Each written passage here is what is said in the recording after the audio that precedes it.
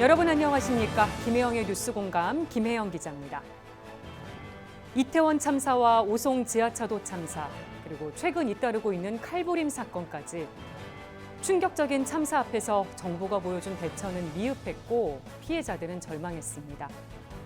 이를 목도한 국민들은 무기력함에 빠졌습니다. 무정부 상태, 각자 도생이라는 말이 확산됐죠. 보다 못해 종교인들이 시국선언에 나섰습니다. 국민을 대신해서 국가의 책임을 따져 물은 겁니다. 개신교계에서 발표한 성명서엔 이런 내용이 있습니다. 9년 전 4.16 세월호 참사를 겪고 진상규명과 책임 소재도 가려내지 못한 터에 지난해 12구 이태원 참사를 다시 겪어야 했다. 그 자리에 국가는 없었다.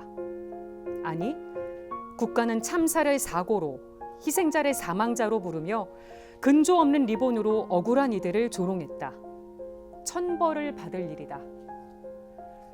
누군가는 말합니다. 종교인의 정치적 목소리는 불편하다고. 또 누군가는 말합니다. 종교인의 정치적 발언이 꼭 필요하다고. 여러분의 생각은 어떠신가요?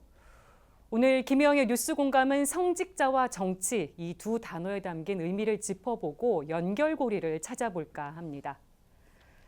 김혜영의 뉴스공감 앞으로 5주간 매주 금요일마다 3대 종단 성직자들 차례로 만나보면서 다양한 주제로 대담을 이어가 볼까 합니다. 천주교와 개신교, 불교 3대 종단 성직자들과 함께 할 텐데요. 오늘 그 첫 번째 이야기가 시작됩니다.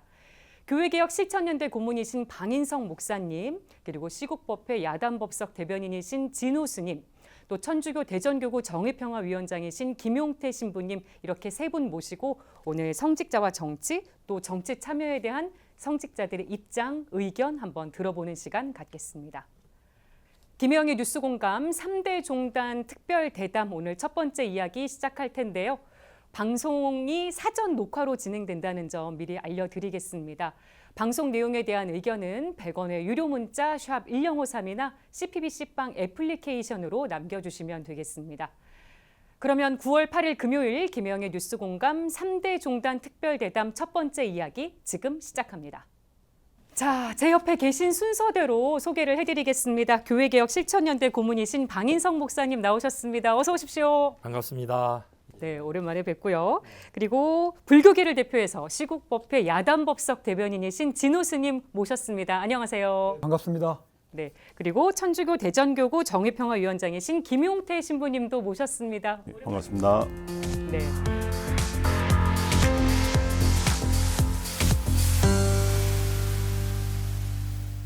세 분 각자 저희 프로그램에 모신 적은 있었는데 이 세 분을 함께 모신 거는 처음입니다. 그래서 오늘 이 자리에 함께 하신 소감 한번 짤막하게 들어보고 싶은데요. 저는 이렇게 종교인들, 우리 이웃 종교인들이 함께 모인다는 건 우리 한국 사회를 위해서도 그렇고 너무 좋은 일이고요.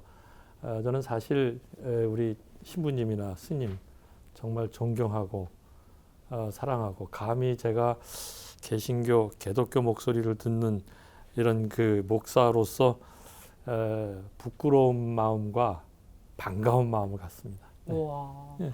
네, 스님은 어떠세요? 함께 하신 소감이요? 저도 우리 방인성 목사님의 선한 얼굴, 그리고 저 김용태 신부님의 늠름한 모습을 보면서 아, 오늘 좀 힘도 받고 좀 착해져서 가겠다라는 생각이 듭니다. 네. 네, 저도 오늘 두 분 만나뵙게 돼서 정말 반갑고 영광입니다. 예. 저희 대전 지역에서는 이렇게 4대 종단 그 대표자들이 자주 모입니다. 네네. 네, 그 원불교 교무님까지 해서 네네. 유튜브도 또 찍기도 하고 또 아. 현안에 대해서 논의도 하고 예. 그럴 때마다 굉장히 오랜만에 오랜 친구 만나는 그런 느낌으로 반갑거든요. 기다려지고 아, 네. 여기서 지금도 그런 느낌이라서 사실 오늘 처음 뵙지만 마치 오래전에 이미 뵀던 네. 오래된 친구 만나는 그런 아유, 느낌으로 감사합니다. 분마음으로 왔습니다. 네. 오늘 시작하는 분위기가 참 훈훈하고 좋은데요. 따뜻하네요. 혹시 세 분 서로 공통점 좀 꼽아보실 수 있으시겠어요? 전혀 없는 것 같습니다. 인간 남자, 아, 인간, 남자. 저는 세 분의 이 개성 있는 헤어스타일을 좀 공통점으로 꼽아보고 싶은데. 공통점이요? 네. 머리는 있네요. 머리는. 스님께서는 시그니처이신 민머리, 예. 그다음에 목사님 멋스러운 백발, 그다음에 우리 김용태 신부님은 파마를 하신 건지 곱슬이신 건지 궁금한데요. 자연산인데 원래 자연산인데 예전에는 더 길어서 묶고 다녔는데 지난 부활 때 그 소아암 어린이한테 기증을 했어요. 그래서 예. 지금 다시 기르고 있습니다. 네, 원래 머리가 더 기르셨는데. 부럽습니다. 저는 성화에서 나타난 예수님 머리를 닮아가려고 그러시나. 네, 머리가 짧아지셨는데 세 분의 공통점이 또 있습니다. 저희가 이 자리에 모신 이유이기도 한데 바로 시국 미사, 시국 법회, 시국 예배에 참석하신 성직자들이세요. 그래서 종단별로 성직자들이 거리로 나서셨던 배경, 이유, 또 각자 어떤 역할을 하셨는지도 한번 들어보고 싶습니다. 누가 먼저 얘기해 주실까요? 제가 먼저 네. 말씀드리도록 하겠습니다. 너무나 참담했기 때문이죠. 종교인들이 가장 소중하게 생각해야 되는 게 생명에 대한 이제 의미입니다. 근데 이 정권으로 들어서고 나서 사고야 있을 수는 있지만 그 사고에 대한 대응 방식들을 보면 이 정권이 얼마나 생명을 경시하고 있는지를 알 수가 있잖아요. 이태원 참사, 그리고 오송 지하차도, 그리고 노동자의 분신, 그리고 각 수해에서의 희생자들에 대한 대우들을 보면 이 정권을 그냥 두어서는 안 되겠다라는 그 참담함이 밀려왔습니다. 지금 말 그대로 온 정부 부처가 재난의 진앙지고 그리고 온 전국이 지금 재난 지역이다시피 하잖아요.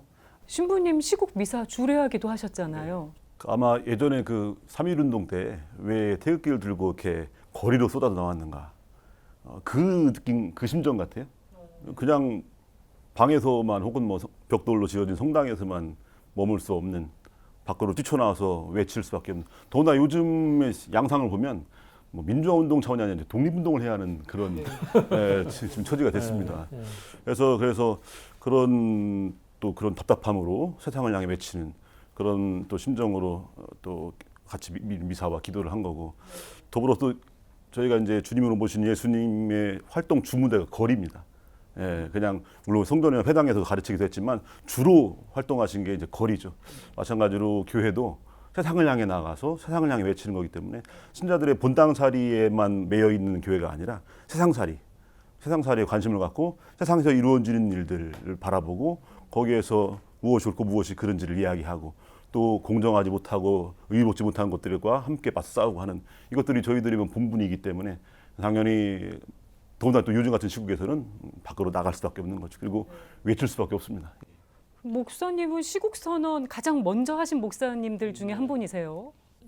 제가 이제 나이도 들고 그래서 가난한 시절, 뭐 독재, 군사 정권 뭐 이런 시절에서 자라나고 했지만 요즘 같이 참 절망하는 희망이 없는 시대, 뭐 겉으로 보기는 화려하고 우리가 선진국 대열에 들어갔다고 하지만 실제로 우리 내면은 상당히 피폐하고 젊은이들은 희망이 없고 결혼하지 않고 저출산.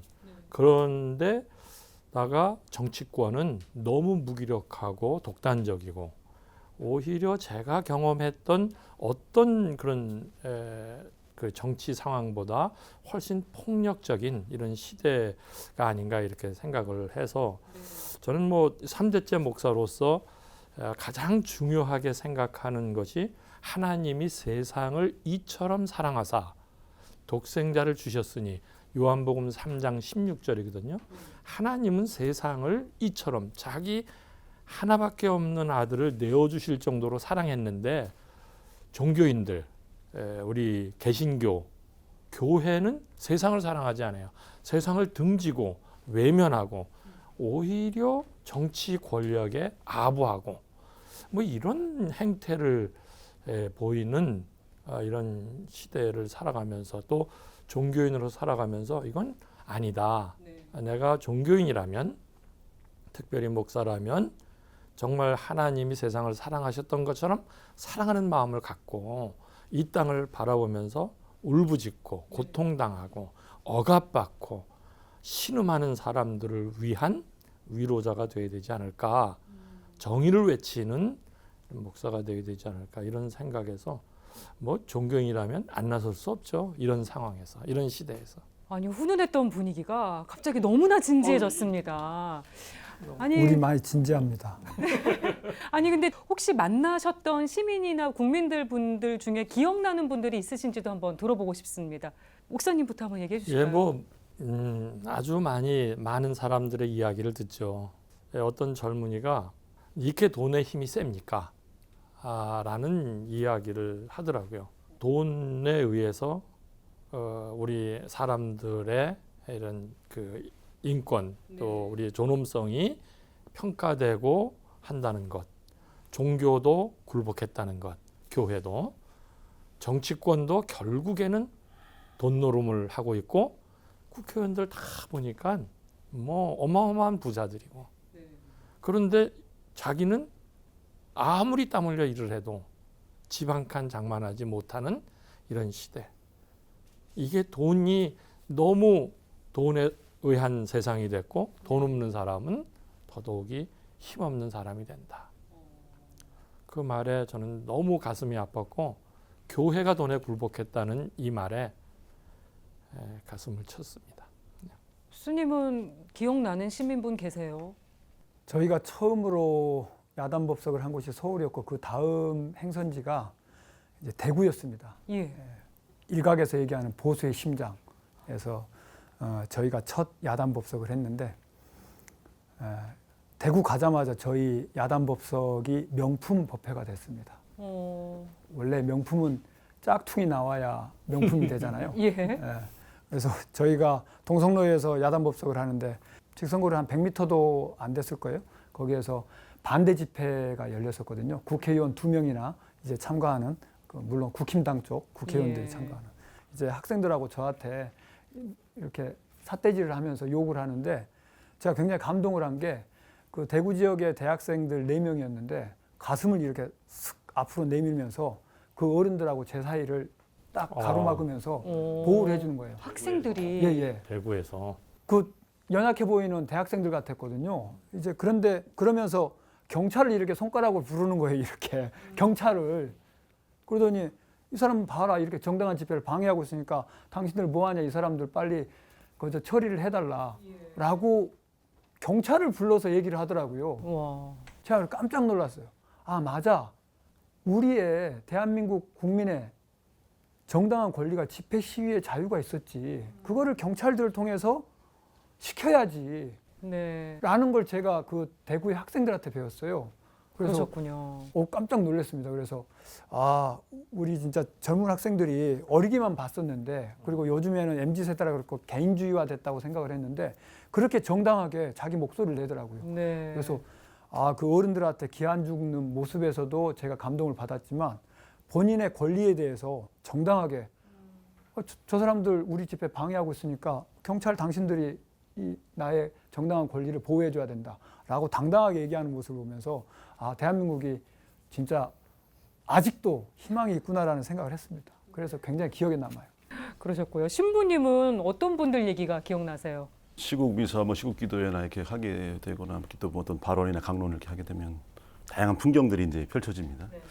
이번 또 이제 7월 24일에 대전에서 이제 시국 기도회, 시국 미사와 또 가두 행진을 했습니다. 그때 항상 시국 미사 때쯤 되면 그 사안에 식전 행사가 펼쳐져요. 뭐 네. 하냐면 태극기 부대가 와가지고 예, 막 욕도 하고 막 그때 막 또 확성기로 막 근데 그분들한테 고마운 게 아 여기 이런 게 있다고 막 홍보를 해줍니다. 지나간 사람들한테 미리 식전 행사처럼 이렇게 해줘갖고 네. 또 미사가 시작되면 이제 또 다 없어져요 또 뭐 교찰 음. 해산시켰는지 그래도 이제 항상 그런 풍경들이 뭐 기억에 남고 거기 또 이제 저를 보고 삿대질하면서 옷 벗기고 구속시켜야 된다고 하는데 아니 구속을 시키려면 그냥 시키지 옷을 벗기고 구속을 시키려고 그러나 예 그런 얘기도 듣고 근데 또 이제 그리고 미사 끝나고 이제 가도 시가행진 했습니다. 시가행진 정의 평화 대행진으로 해서 시가행진을 할 때 그 만약에 교통 같은 것도 이제 통제하고 하면서 많은 분들 운전하실 때 불편을 느끼실 테지만 그분들이 응원을 해줘요. 경적으로.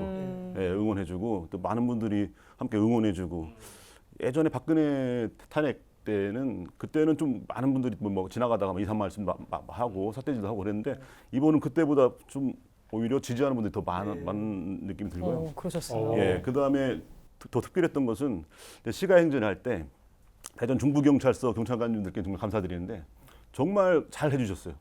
예, 정말 아무 일 없도록 그 사고나 이런 거 없도록 교통 정리 잘 해주시고 끝까지 잘 챙겨주시고 그래가지고 그 미사와 또 시간이 끝나고 저 그 다음 날 서장님께 전화를 드려서 예, 감사 인사를 드렸더니 정말 고마워하시더라고요.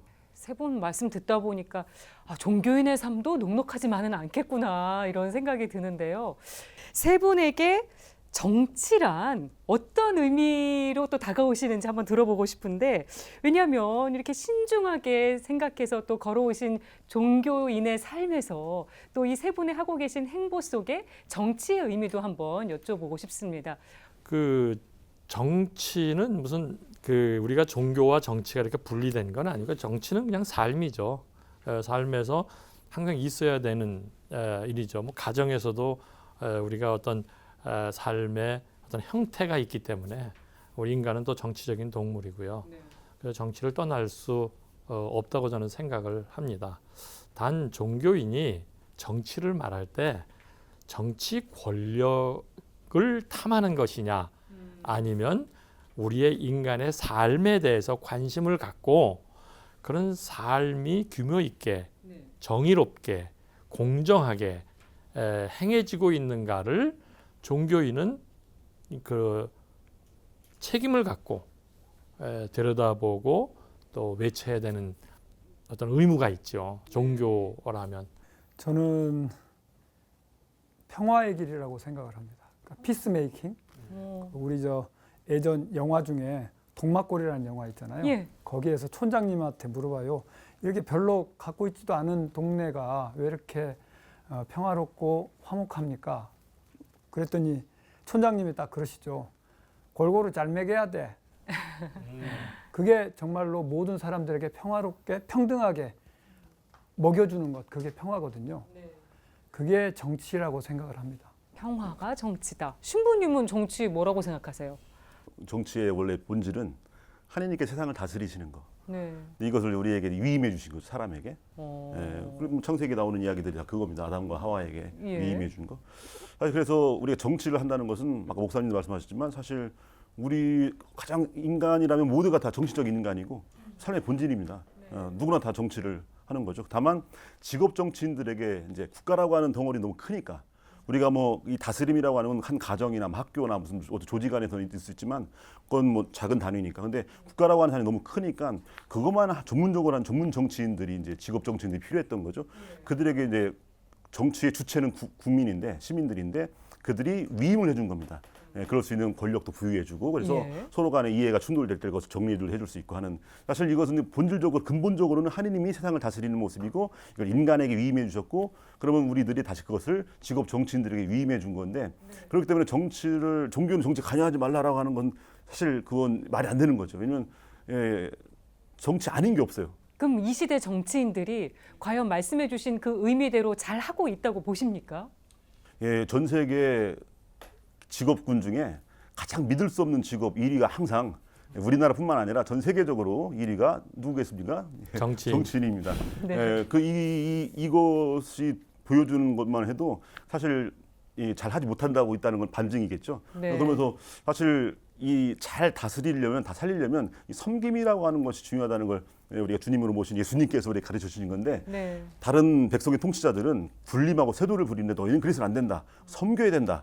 이것이 사실 정치하는 사람들의 기본 자세인데 지금 현재 정치인들이 욕을 많이 먹고 있는 것은 투표 선거 때만 그래요. 선거 때만 섬기는 모습을 보이고 뭐 국밥도 먹고 막 시장에 가서 막 하지만 딱 당선이 되는 순간 이제는 주인으로 군림해 버리죠. 이런 모습 때문에 많이 욕을 먹고 있지 않는가라는 생각합니다. 예. 그 놈놈놈이라고 하잖아요. 네. 좋은 놈, 나쁜 놈, 이상한 놈. 네. 부처님께서는 이 세상을 용사동고터라고 얘기하셨거든요. 용하고 뱀하고 섞여 사는 곳이다.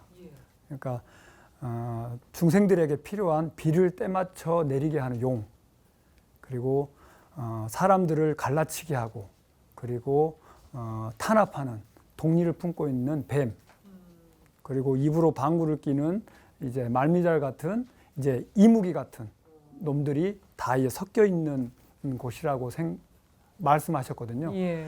정치하는 것도 마찬가지죠. 뱀과 용과 그리고 이무기가 섞여 있습니다. 근데 요즘에는 이무기가 굉장히 많은 것 같아요. 입으로 방귀 뀌는 애들이 많은 것 같아요. 저는 정말 아까 우리 두 분께서 말씀하셨지만 정치인들이 그 국민을 섬기고 정말 잘 골고루 나누어주는 이런 어떤 정말 정치를 해서 우리 국민을 행복하게 해야 되는데 저는 정치인들이 권력과 돈에 사로잡힌 괴물과 같은 집단이 됐다. 좀 그렇게 봅니다. 그래서 네. 제가 그 인생을 살면서 여러 투표도 많이 하고 그리고 그런 어떤 정치인들에게 그 희망도 가져보고 네. 했는데 이 사람들이 초창기에 말은 그럴듯하게 하면서 딱 그 권력을 잡으면 투표에 당선이 되면 돈이 축적이 되고 그 권력의 맛을 갖고요.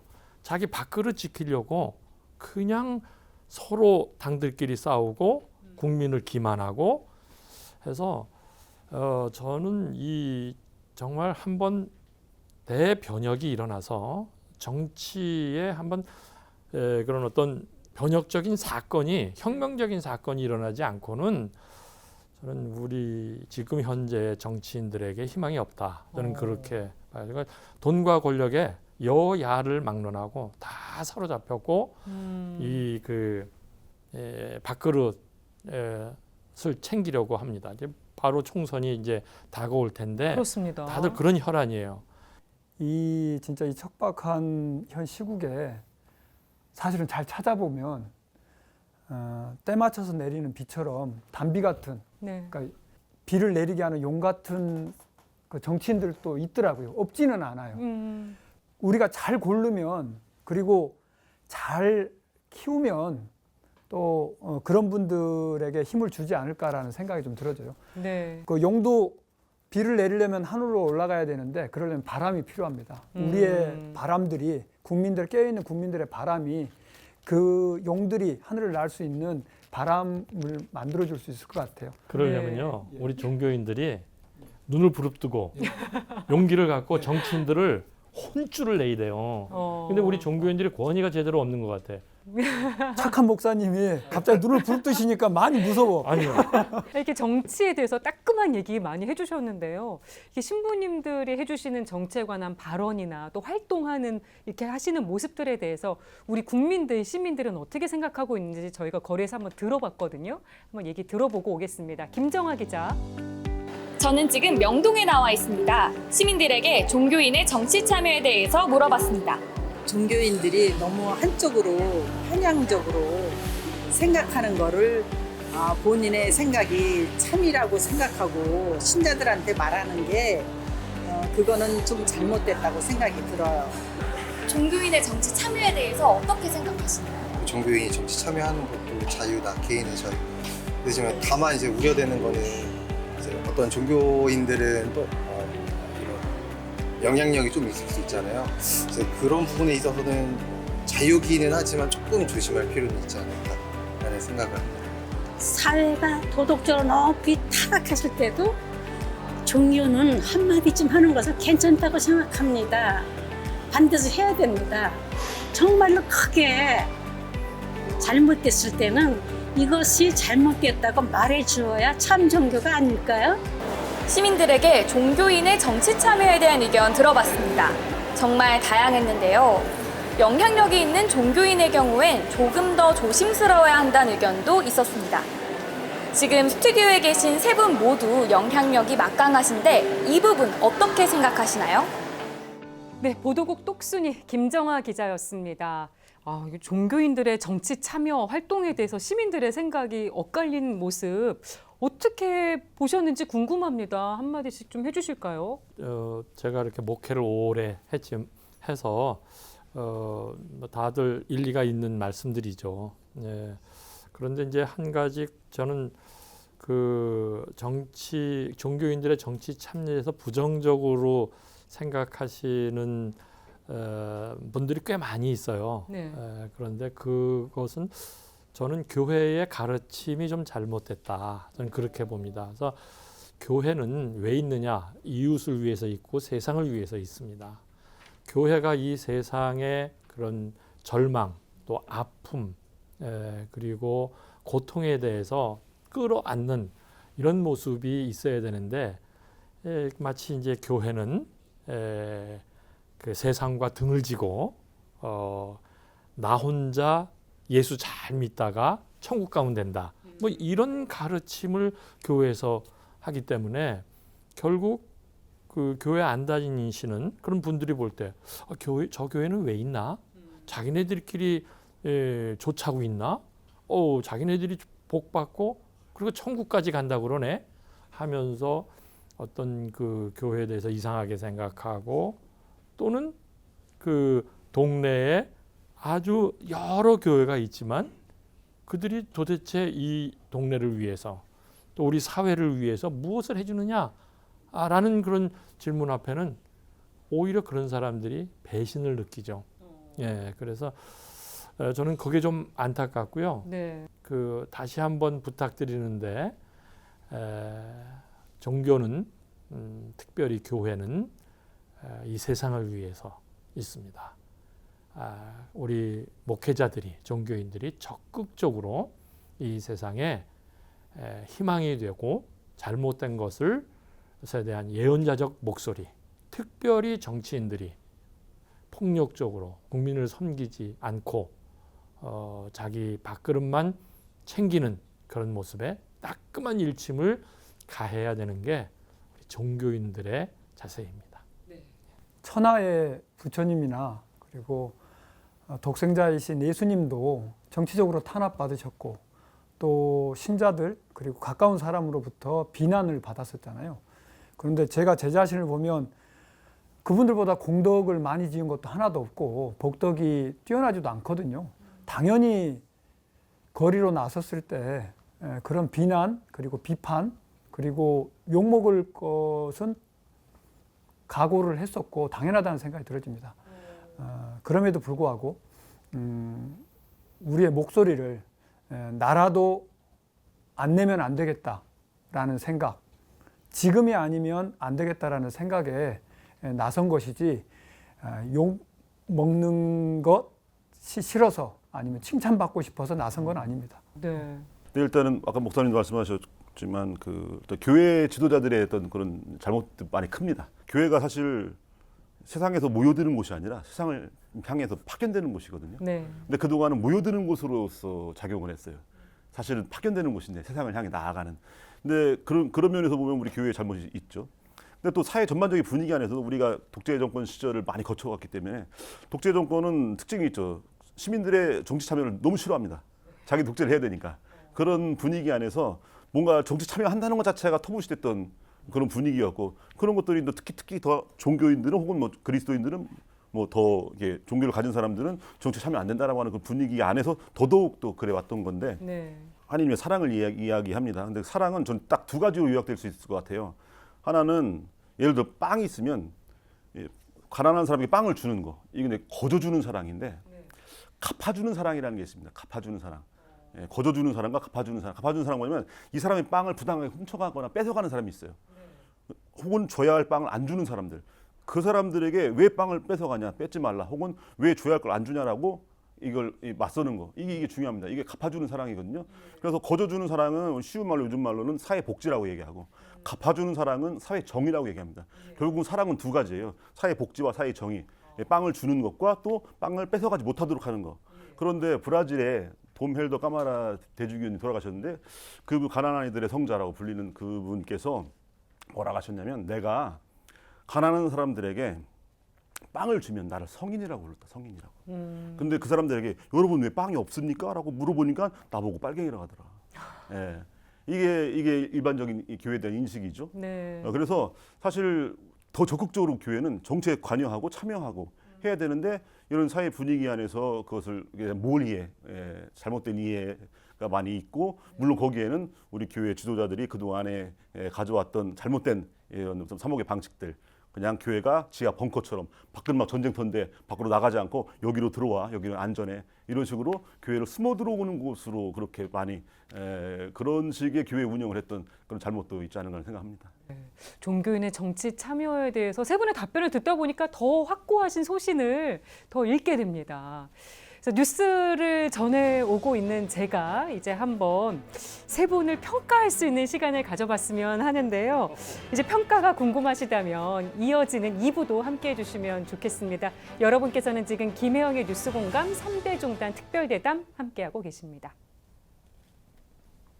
네, 여러분께서는 지금 김혜영의 뉴스공감 3대 종단 특별대담 함께하고 계십니다. 교회개혁 실천연대 고문이신 방인성 목사님, 그리고 시국법회 야단법석 대변인이신 진호 스님, 또 천주교 대전교구 정의평화위원장이신 김용태 신부님 세 분과 함께합니다.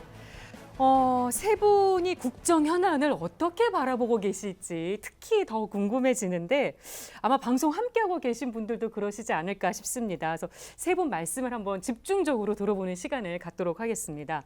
일단 저희가 좀 재미를 위해서 또 여러 가지 유기적인 진행을 위해서 세 가지 키워드 봉투를 준비를 했습니다. 그래서 이제 번호를 골라서 얘기를 해주시면 나오는 키워드에 대해서 한번 얘기를 해볼 텐데요. 먼저 김용태 신부님부터 하나 골라주실까요? 진행자님과 같은 색깔, 그 1번 핑크색. 네, 1번 봉투 한번 열어보겠습니다. 1번 봉투에는 생태라는 키워드가 담겨 있습니다. 생태 얘기 한번 해볼 텐데요.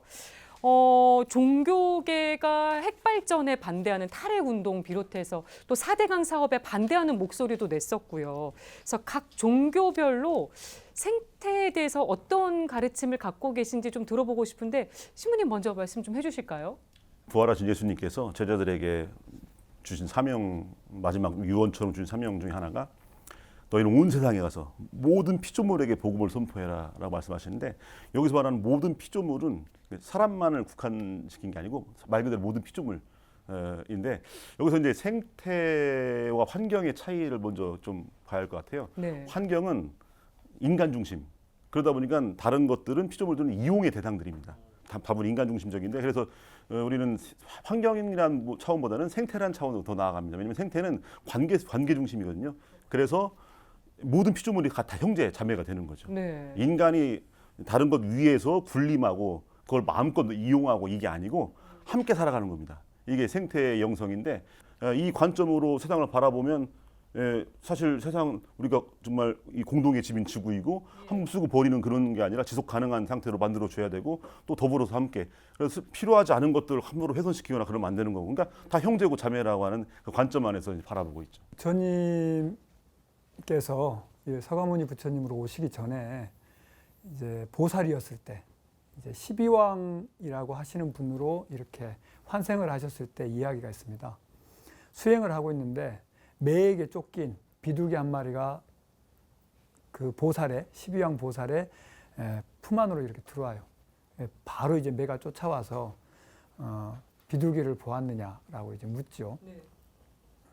비둘기를 내어줄 수가 없다라고 이제 얘기를 하십니다. 그랬더니 아니 나는 비둘기를 잡아서 먹고 살아야 되는데 비둘기만 살리고 나는 그럼 굶어 죽으란 말이냐.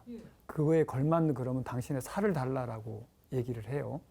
그래서 허벅지 살, 엉덩이 살, 그리고 어깨 살 뭐 다 이렇게 내어줬는데도 그 저울이 비둘기 쪽으로 기울지 그 높게 쌓인 살덩이 쪽으로 이렇게 기울지를 않았답니다. 그래서 그 저울 위에 직접 12왕 보살이 올라가시고 난 후에 그 저울이 비둘기와 똑같이 균형을 이뤘다고 해요. 그러니까 한낱 비둘기라고 생각하는 생명의 소중함도 다음 생에 부처님으로 오실 보살의 생명과 다르지 않다. 같은 무게다라는 가르침이세요. 네. 또 깊은 울림이 있습니다. 예. 그러니까 우리가 지금 후쿠시마를 얘기를 하면서 바다가 넓은 쓰레기장인 것 마냥 붓고 있는 것 자체가 얼마나 많은 부처님을 죽이는 일인지라는 걸 생각을 해야 되는 거죠. 목사님은 개신교계에서 바라보는 생태 또 후쿠시마 오염수 방류 문제도 함께 얘기해 주시면 좋겠는데요. 기독교에서는 뭐 성서에도 나와 있지만은 그 생태계, 자연, 온 우주는 하나님이 인간에게 내리신 선물이다. 라는 것이죠.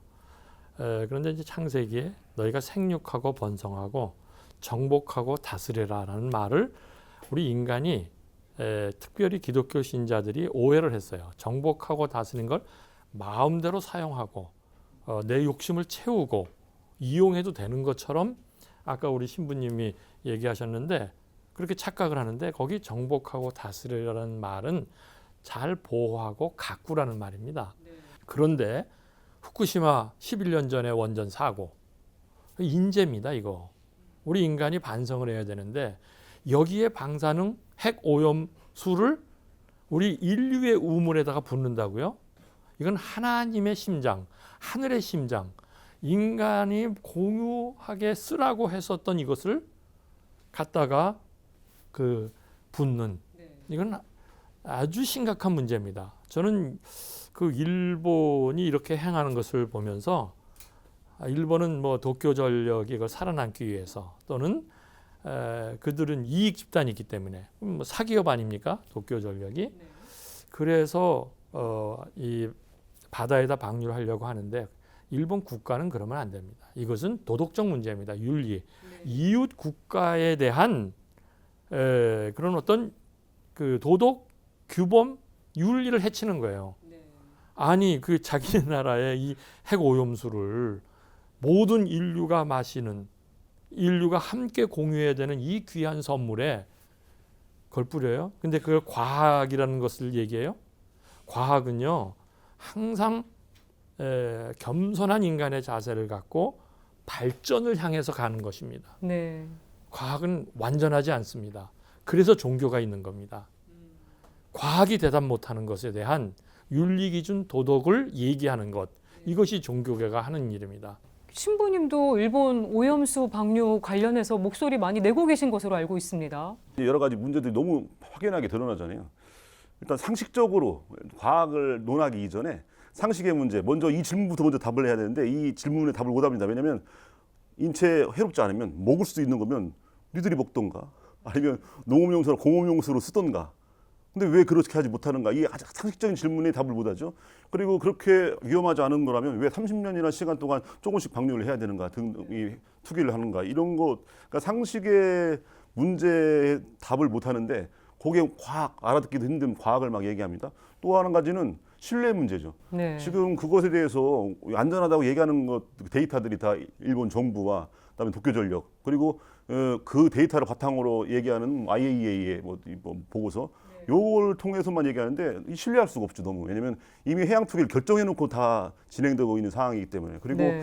IAEA 같은 경우는 국제 원자력 기구지만 이 기구 자체가 원자력의 어떤 위험성을 뭐 이런 검증하는 단체가 아니고 핵 산업을 장려하는 단체입니다. 그렇죠. 더군다나 그 전대 사무총장이 일본인이 10년 이상 그 사무총장을 했기 때문에 네. 그 당시에 이미 해양 투기를 위한 작업들을 다 해나가고 있고 최근에는 뭐 일본 정부와 IAEA에 뭐 뇌물을 줬다는 이런 식의 뭐 뉴스 얘기도 나왔습니다. 예. 있었습니다. 그러니까 신뢰 문제에서 먼저 믿을 수가 없는 거죠. 또 한 가지는 정서상의 문제. 네. 예, 왜냐하면 우리가 사실 큰 뭐 보리차 이만한 큰 보온통에 보리차를 끓여놔도 거기에 조금 똥물 하나 튀면 누가 그걸 먹겠습니까? 안 먹습니다. 이거 정서상의 문제예요. 근데 네. 더군다나 말이야 같이 밥을 먹다가도 앞 사람이 입에서 뭐 툭 튀어나와가지고 내 밥에 툭 떨어지면 이거 못 먹어요. 그죠? 물론 뭐 비 좋은 사람 먹을 수 있겠지만 하여튼간에 이 정서상의 문제. 그런데 거기 다른 것도 아니고 핵 오염수입니다. 그걸 어떻게 인정할 수 있겠습니까? 또 한 가지는 이제 이 정부의 태도인데. 네. 아니 다른 데는 몰라도 우리나라 정부만큼은 정말로 무슨 수를 다 뭔가 방법을 다 동원해서 반대를 해야 되는데 오히려 일본의 대변인 역할을 하고 있어요. 더군다나 우리 국민의 세금을 가지고 홍보 동영상을 찍고 그러고 있으니까 도대체 어느 나라 정부인가? 최근에는 또 뭐 홍범도 장군 뭐 흉상 철거부터 시작해서 예. 또 우리 뭐 강제징용 피해자 배상도 우리나라 기업이 하라 이런 식의 정책들을 이렇게 내놓는 거 보면 사실 지금 아까도 얘기했지만 민주화운동이 아니라 생태운동이 아닌 독립운동을 먼저 지금 해야 된다는 그런 차원에서 지금 머물러 있습니다. 그래서 예. 참 문제가 심각합니다 지금. 남은 키워드 봉투가 2개인데요. 이제 스님과 목사님 중에 누가 먼저 키워드 봉투 뽑아주시겠습니까? 저 3번 하겠습니다. 3번 뽑아주시겠습니까? 3번 키워드 봉투 열어보겠습니다. 인권이라는 키워드가 나왔는데요. 네, 인권에 대해서 또 할 얘기가 많죠. 스님, 요즘 인권에 대해서 어떤 문제 가장 눈여겨보고 계십니까? 처음에도 말씀을 드렸지만 이번 정부 들어와서 생명의 경시가 극악할 정도입니다. 그러니까 인권이라고 하는 것은 생명에 대한 대처, 대응 그리고 관점이잖아요. 네. 근데 이번 정권은 이태원 참사 그리고 수재에 대한 희생자들 그리고 오송 참사 그리고 양해동 열사의 분신 그리고 근래에 최근래에 있었던 최수근 해병 상병에 대한 그 죽음까지에 대한 것을 대하는 걸 보면 네. 이 사람들은 진짜 마구니 권속 같아요.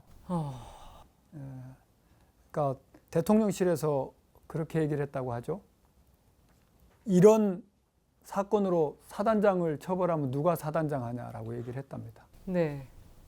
이렇게 책임져 주지 않는, 아무도 책임져 주지 않는 군대에 어느 부모가 아들을 보내겠어요. 그렇잖아요. 윤석열 대통령이 그렇게 좋아했던 공정과 상식으로 책임자를 처벌하는 것이 너무나 당연한 조치 아닌가요? 근데 그거를 지금 몇 년째 세월호부터 그리고 이 정권 들어서에 있는 연달아 있는 그런 죽음들에 대해서 한 번도 제대로 하고 있질 않잖아요. 목사님은 우리 인권 문제 어떤 부분 가장 보고 계십니까? 저는 세월호 참사 때 사실 그 305명의 그 죽음, 250명의 그 학생들의 고등학교 2학년 학생들의 죽음. 그런데 국가는 그 인간의 존엄과 생명을 지키기 위한 국가는 어디에도 없었던 그 참담한 참사를 보고서 종교인으로서 있을 수 없다 해서 제가 단식을 했었습니다. 광화문에서 국민단식장에서. 그때 40일을 굶으면서 그때 이 정부 청와대, 그 당시 청와대를 바라보니까 정말 이 박근혜 대통령이 정권을 유지하지 못하겠다는 생각이 들더라고요. 두려움에 사로잡혀서 그 아우성치는 우리 국민들, 그 단식장 한 번이라도 찾아와서 위로하지 못했어요. 어떤 답변을 내놓지 못했어요. 역시나 그 정권이 물러갔습니다. 그 다음 정권이 이 세월호에 대한 진상, 그 부모들에 대한 억울함, 그 국민들의 이 충격, 여기에 대해서 제대로 해결하지 못하고 그저 이런 정부가 되어버렸습니다. 이태원 참사, 각종 사고, 끔찍한 사고들이 지금 곳곳에서 일어나고 있어요. 이게 정말 우리 사회가 이래서는 안 될 것 같아요. 뭐부터 좀 바꿔야 된다고 보세요? 대책 좀 제안해 주실 만한 게 있으시겠습니까? 저는 우리 정부가 다른 이념적인 거, 뭐 다른 것 할 것 없어요. 우리들의 국민의 삶을 좀 들여다보고 한 사람 한 사람이 얼마나 귀한 존재인가를 보면서 그런 그 사람들을 존중하게 여기는, 정말 국민들을 귀하게 여기는, 국민들이 우리 그 헌법에 있듯이 주인이다라는 것을 좀 자각하고 이 그 권력을 잡은 대통령으로부터 우리 정치인들이 좀 내려와야 되겠어요. 지금 너무 이 권력을 갖고 폭력적으로 대하고 있어요. 자기 마음에 안 들면 무조건 이상한 집단처럼 몰아가는 이런 심각한 문제는 결국 국민들을 겁박하는 것이고 폭력적으로 대하는 것이고 사람을 존중하지 않는 인권이 말살되는 그러한 것이다라는 생각을 하고요. 네. 저는 우리 정치인들, 우리 대통령이 좀 돈을 다 푸시든지 자기가 가지고 있는 걸 그리고 그런 권력을 정말 그 투표 때 선거 전에 나와서 얘기했던 그런 모습으로 다시 내려왔으면 좋겠다. 저는 그런 생각을 해봅니다. 네, 정부의 책임 많이 강조를 해주셨는데 신부님 말씀도 들어보고 싶습니다. 직책이 정의평화위원장이시잖아요. 그래서 인권 문제 더 또 각별히 보실 것 같습니다. 네, 부당하고 불의한 정권인 이제 그런 세력들이 정권을 잡으면 가장 힘들어지는 게 인권 문제고 사람이 많이 죽게 됩니다. 네. 이게 가장 심각해지죠. 인권은 인간의 존엄성에서 나오는 건데 인간의 존엄성에서 인간의 권리가 이제 나오는 건데 이 시대의 인간의 존엄성은 상대적이죠. 그래서 그 척도가 뭐냐면 돈, 뭐 지위, 쉽게 얘기해서 돈과 명예와 권력이 인간 존엄성의 척도다 보니까 쟤보다 내가 돈이 많으면 이게 내가 존엄한 거예요. 내가 지위가 높으면 내가 저 사람보다 더 존엄한 거고. 그래서 뭐가 필요할까 생각해 보면 아무리 돈이 많아도 처벌될 수 있다. 이게 마련돼야 됩니다. 아무리 돈이 없어도 보호될 수 있다. 이게 돼야 돼요. 지금은요. 그게 아닙니다. 돈이 많으면 그만큼 존중되고 그만큼 보호되고 그러니까 그들의 권력이 더 크고 돈이 없고 백도 없고 지위가 없으면 그들의 권리는 거의 없어요. 의무만 있을 뿐이고 그들은 존중되지 못하고 그런 세상 안에서 그래도 이 법과 이 시스템, 이 제도만큼은 그래도 아무리 가난해도 보호되고 아무리 돈이 많고 힘이 있어도 처벌될 수 있는 이게 마련된다면 사실 거기서 인권을 지켜줄 수 있거든요. 그런데 현재 다 느끼고 계시겠지만 검찰 제국이라고 표현이 됩니다. 법이 그냥 고무줄처럼 늘어나서 오히려 가난한 사람들 가혹하고 더 힘 있는 사람들에게는 뭐 너그럽죠. 그렇게 되다 보니까 이게 인권이 바로 설 수 있는 그런 터전 자체가 없어지는 거죠. 네. 그래서 뭘 해야 되는가 하고 할 때 인권을 위해서는 그런 법과 시스템 최소한 법은 만민이 평등하다라고 하는 이 가치만큼은 지켜져야만이 네. 거기에 기댈 수 있는데 지금은 그 자체가 완전히 무너져 버렸어요. 그래서 지금 역대 지금 우리 현대사 안에서 제일 심각한 위험에 처해진 때가 아닌가라는 생각합니다. 저희 마지막 키워드 봉투가 남았는데 목사님 자연스럽게 2번 키워드로 선택에 자유가 없네요. 죄송합니다. 목사. 저희가 인권 문제 얘기하다가 넘어왔는데 자유민주주의 예, 국가를 부르짖는 줄을 잘 서야 됩니다. 네. 이번 키워드 봉투 열어봤더니 노동이 나왔습니다. 우리 사회의 갈등이 가장 큰 분야이기도 하고 또 약자의 고통이 큰 분야이기도 합니다. 지금 윤석열 정권이 노동계와 갈등이 깊은 상황인데 또 어떤 분들은 그런 얘기도 하세요. 거대 노동조합이 모든 노동자들을 대변하는 건 아니다. 이렇게 얘기하시는 분도 있고 우리 사회 노동 문제 어떻게 진단하고 계십니까?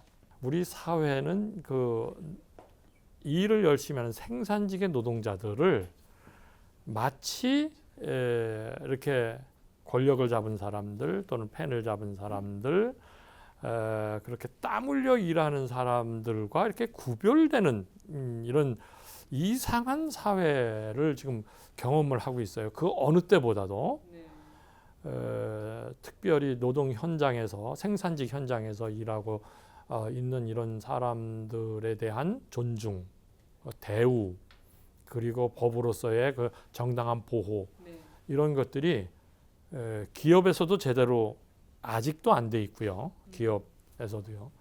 그리고 정부에서도 대하는 태도가 아직 멀었다고 봐요. 저는 지난 정부도 저는 노동자들에 대한 대우가 꽤 좋을 줄 알았어요.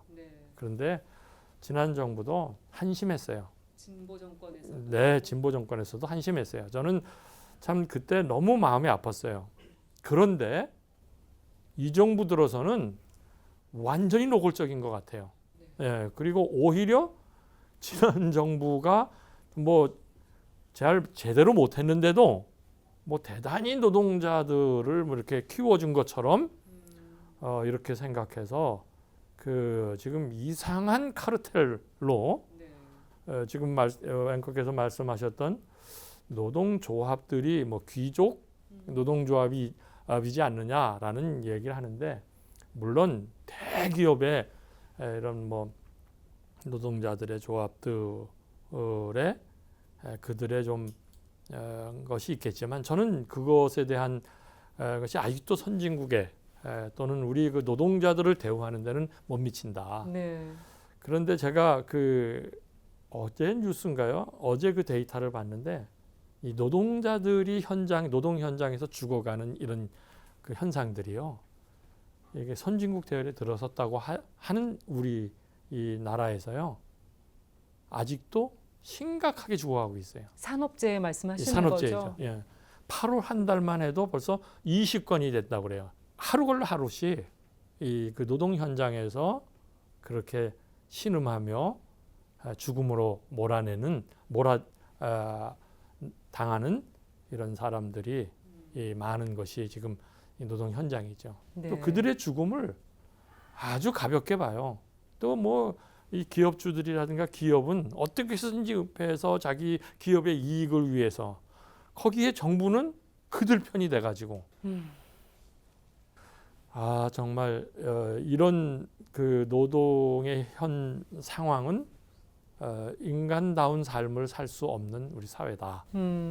이것은 정말 우리 온 국민이 정말 정신을 차려서 바라봐야 되는 문제다. 우리 스님과 신부님으로부터는 이 노정 갈등이라는 말이 나오는 우리 사회에 좀 어떻게 가야 된다고 보시는지 대책을 좀 제안해 주실 만한 게 있으신지 들어보고 싶은데요. 저는 약한 노조들 그리고 약자인 노조들을 우리 한국 사회에 카나리아 같은 존재라고 생각을 합니다. 기억해 보시면 알겠지만 작년 12월인가요? 작년 연말에 있었던 화물연대 파업. 수출 안 된다고 해서 우리 언론에서도 다뤄주고 우리 국민들도 약간 안 해줬으면 하는 바람이 있었습니다. 네. 간호사법 제정 때는 병원들 문 닫으면 어떡하지? 우리 아픈 어머님 아버님 입원 못하면 어떡하지? 라는 걱정 때문에 빨리 끝내주길 바랬어요. 그리고 장애인들 이 이동권을 보장하기 위해서 시위를 했던 것에 대해서는 내 출근 시간 늦춰졌는데 라는 생각 때문에 굳이 외면하고 무시했던 것이 저는 이 정권들에게 힘을 줬다라고 생각을 합니다. 예.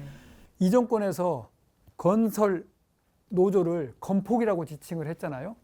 근데 우리가 이번에 밝혀진 거 순살 아파트에서 밝혀졌듯이 최고의 카르텔이 LH 정관들과 맺어진 토건 비리였잖아요. 네. 거기에 무슨 노동자들이 끼어 있었습니까?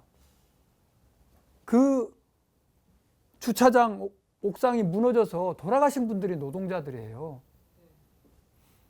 그 카르텔에 의해서 제일 피해를 보는 사람들이 노동자들이었다고요. 신부님 어떤 대책 제안해 주시겠습니까? 보통 법대로 해 이런 말을 많이 주로 힘 있는 사람들이 많이 얘기하는데 사실 힘 있는 사람. 법대로만 한다면 참 좋겠어요. 어. 법에 정말 많은 좋은 것들이 좋은 장치들이 돼 있는데 그게 잘 안 지켜집니다. 법을 적용할 때 이제 고무줄처럼 적용해 버리니까 사실 노동 3권이라고는 헌법에 보장된 거잖아요. 네. 뭐 단결권, 단체 교섭권, 단체 행동권. 그래서 사람들의 인식 안에는 그 노동 3법이 사람들의 노동자의 당연한 권리인데 그걸 불법이라고 생각하는 겁니다. 그 노동자들이 파업을 하거나 태업을 하거나 시위를 하면 불법이라고 이미 개발 독재 우리 시절을 거쳐가면서 머릿속에 그렇게 각인돼 버렸죠. 법이 인정한 권리인데. 예, 법이 인정한 건데 그걸 불법이라고 생각하는 이 모습들. 그런 시위를 하는 사람들 보면 또 노인들은 지나가다가 저 빨갱이들 이러고 있잖아요. 이런 인식들이 우리 사회 저변에 깔려 있습니다. 그러니까 네. 노동에 대해서 그런 인식을 갖고 있어요. 노동하면 사실 또 봉건 영주들이 농노를 바라보는 시선으로 지금 요즘도 그렇게 바라봐요. 예. 그리고 여기에 특히 정권을 가진 권력을 가진 정권 정치 세력들이 누구의 편을 들으냐? 가진 자의 편을 들어버립니다.